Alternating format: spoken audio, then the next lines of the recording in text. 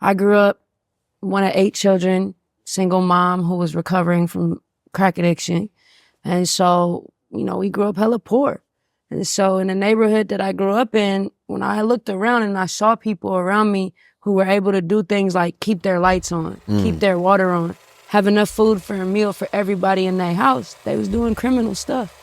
So for me, my algorithm for success, or like having food on the table every night, or having lights on, or having the ability to like have a car that worked and didn't break down, was doing criminal things. So by the time I was 16, it was bad data in from the environment I was in, and it was bad choices that I put out. So I ended up in juvie, ended up facing 3 felonies and 27 years in jail. I got blessed. God had my back, ended up getting a deferment program. And so part of me trying to figure out what was next and sort of expand my imagination about what was possible was running away from everything that was in that old life. And so when I went to the military, I had older brothers that had already joined. And so I was like, maybe that will be how I get out and get my life together. And I had started to clean my life up. I was going to community college, doing good, got into UC Berkeley. And then one day in my computer, I had just got orders. It was like June 9th, 2012. They were like, June 30th, you're going to Afghanistan for 400 days. And I had no idea that I was going. It wasn't like my whole unit went. I was in the reserves, just me. And when I got out there, I ended up at the headquarters of all special operations for U.S., for ISAF, and for NATO forces. So the 2-star general I was working under ended up becoming the 4-star general over all special operations for the whole military. And so for me, that time in Afghanistan and what I saw did 2 things for me. One, it showed me the power of storytelling. When you work in those top secret cleared environments, you see how they get to decide what stories the public gets to hear. You see how they can hop on the phone with the New York Times and say, you can't run that story, it's national security, or you have to run it this way. Or they let stories run that they know are false. Right. Because then they got the proof, so at any point they could debunk it, but they want to go do something they don't want the media to pay attention to. So it really showed me the importance of storytelling, the stories we tell ourselves, and the way that stories we get fed are edited, and that the truth is always put in places that may be harder for us, especially as people of color, to reach. The second thing that I saw is the power of technology. I was touching artificial intelligence in 2012. Things that, commercially still aren't available. Yeah. They say, we're trying to get there. Like, how you trying to get to where we already were in 2012? Like, y'all haven't touched that. And so it really showed me that technology is the magic of our generation. Like, if they can use these tools to decide who lives and who dies in a war, and to even cover up the mistakes they made when they hurt innocent people, right? Then why can't it be used to make sure that kids like me have food on the table every night? Why can't it be used to make sure that people who come from where I come from have their imagination expanded and aren't locked into their physical reality about what they can and can't be in life? And so coming back, I just made it a personal mission that, one, I was never going to work on no technologies like that for real again. Things that were being used to destroy communities who I have affinity with, or who look like me, or who represent my communities maybe in another country. And also just making sure that, like, everywhere that I went in life, I made sure to make sure that the information about the truth was accessible to as many people as possible, which is why I'm honored to be here today, because I know your platform does that. Absolutely. Thank you for that intro. That was very interesting. Artificial intelligence can't predict the future. It can only learn from the past and make more of the past. So if I, like myself, someone who started out in this game as a supervillain, if you will, I grew up in a neighborhood. I made bad choices. I ended up in juvenile hall.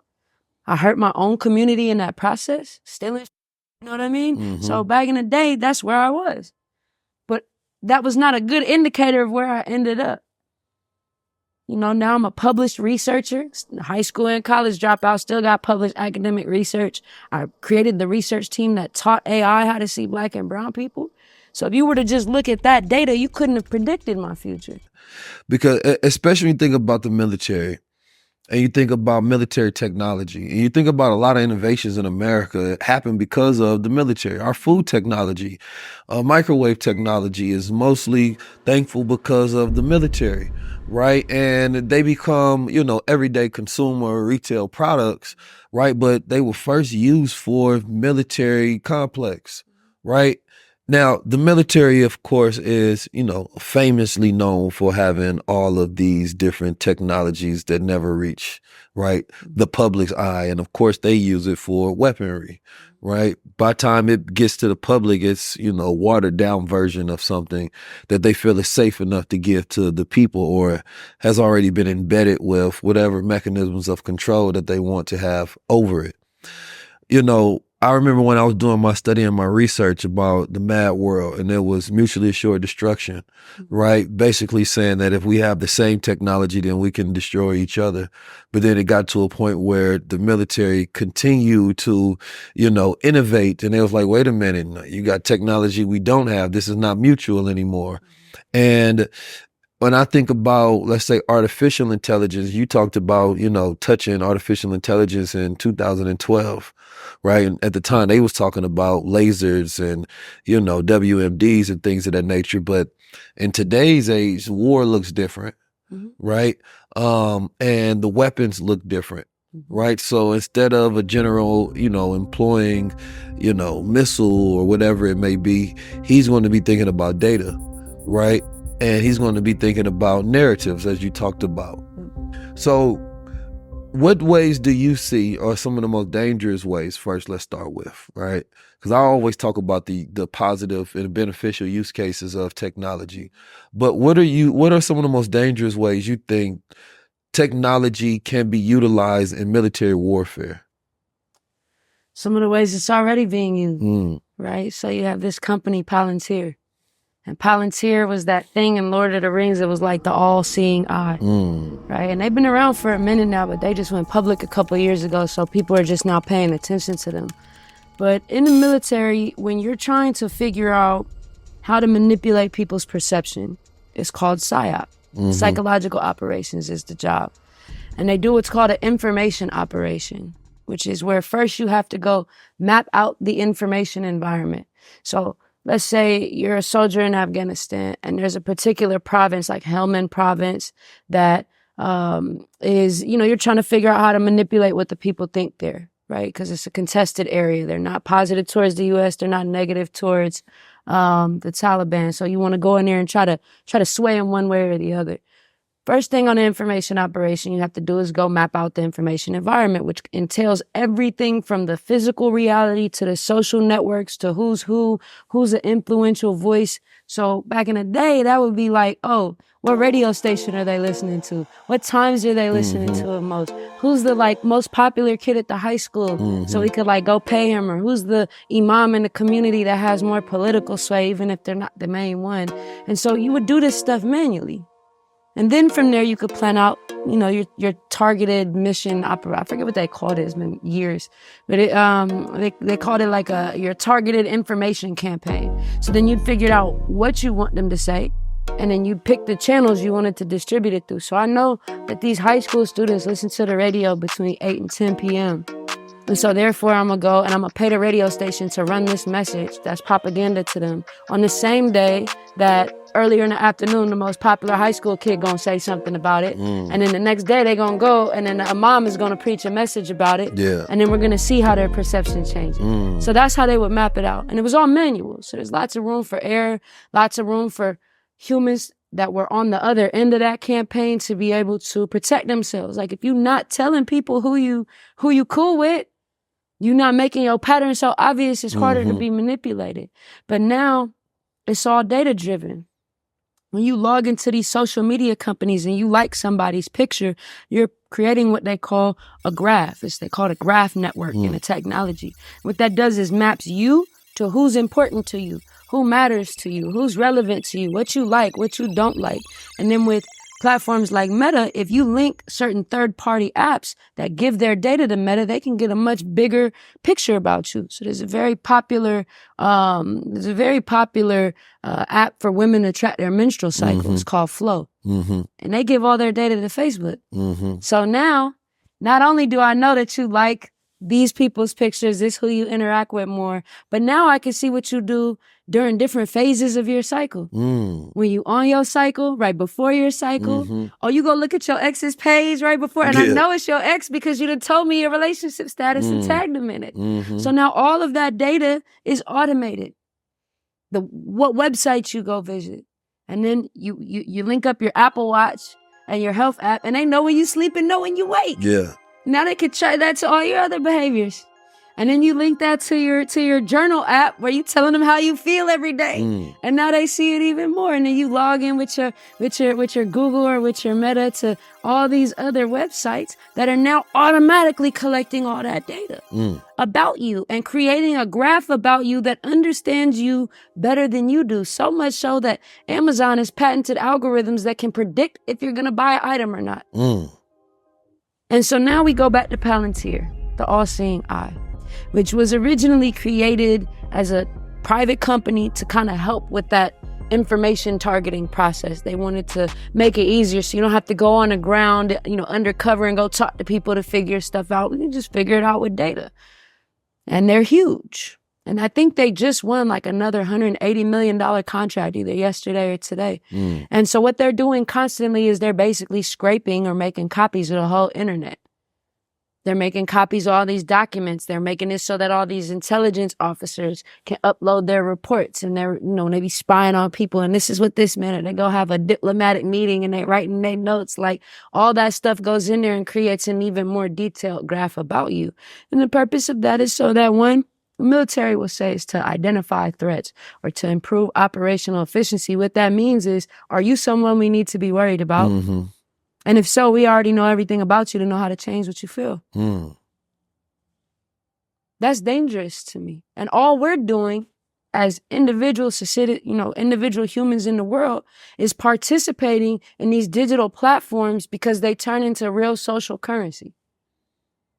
So if I don't have an Instagram, I'm gonna get looked at like I don't have an iPhone when I text somebody, right? Those things translate to real social benefits. So in order to participate in our society in a way where we have access to be able to come up or to be able to have additional streams of income, it requires that we participate in these platforms. So we really can't opt out. I mean, technically you can, but socially you really can't. And so now we're subject to being monitored and assessed in these ways. And the military's baby cousin, police forces, are using the same technology in ways that are absurd. There's a company, can't remember the name, but it's out of New York. The New York Police Department paid this company $8 million because they claim that they can predict if you're going to make a crime in the future from your Facebook profile. And they have profiled all these people who live in New York. And they paid them $8 million. Pre-crime. It's like that movie. Minority Report. Minority Report. They're now trying to predict if you're going to be a criminal. Yeah. Well, what signals are you using from my Facebook to decide if I'm going to be a criminal or not? I can't post song lyrics that I like. How is your algorithm trained? How is it tested to make sure it's not biased against certain things? And honestly, is that even something we should be using AI for? Artificial intelligence can't predict the future. It can only learn from the past and make more of the past. So if I, like myself, someone who started out in this game as a supervillain, if you will, I grew up in a neighborhood. I made bad choices. I ended up in juvenile hall. I hurt my own community in that process, stealing, you know what I mean? So back in the day, that's where I was. But that was not a good indicator of where I ended up. Now I'm a published researcher, high school and college dropout, still got published academic research. I created the research team that taught AI how to see Black and brown people.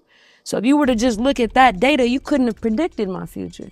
So how can a tech company that doesn't even understand the cultural nuances of our slang, let alone our affinity for certain music and our desire to repost it, how can they say that we've created an AI that can look at your past profile and predict if you're going to commit a crime in the future and then sell that technology? Information is everywhere. You can log into YouTube right now and type in almost any subject. But I'm gonna be honest with you, you won't even know if it's human generated or if it's just based on the algorithm that figured out that you wanted to find this subject. It queried your information, created an automated process so they can get your eyeballs to try to sell you a product or get advertisement dollars. Humans need humans. We don't work and operate that well learning for machines, because it's the connection to the information, it's the connection to the process that allows us to grow our neurons. It's that connection that allows us to be able to tap into that tapestry of thought to where we need to learn and be in environments to where we feel aspirational and we are inspired and it's empathetic. So today it's not about just having access to the information. It's not just about being able to have democratized education everywhere. It's about connection. Are you actually connected to it? When you are in a community, it reinforces that environment of connection. And that's why being a part of high level is so important. So you are reinforcing an environment with that human connection.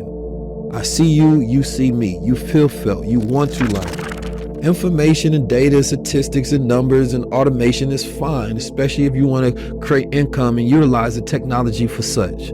But human connection has always been a real source of learning. Don't just go for the information. Go for the community and go for the connection. Where you say you at? Where you say you at? Where you say you at? Where you say you at? Where you say you at? Where you say you at? Where you say you at? Tap in with the guy.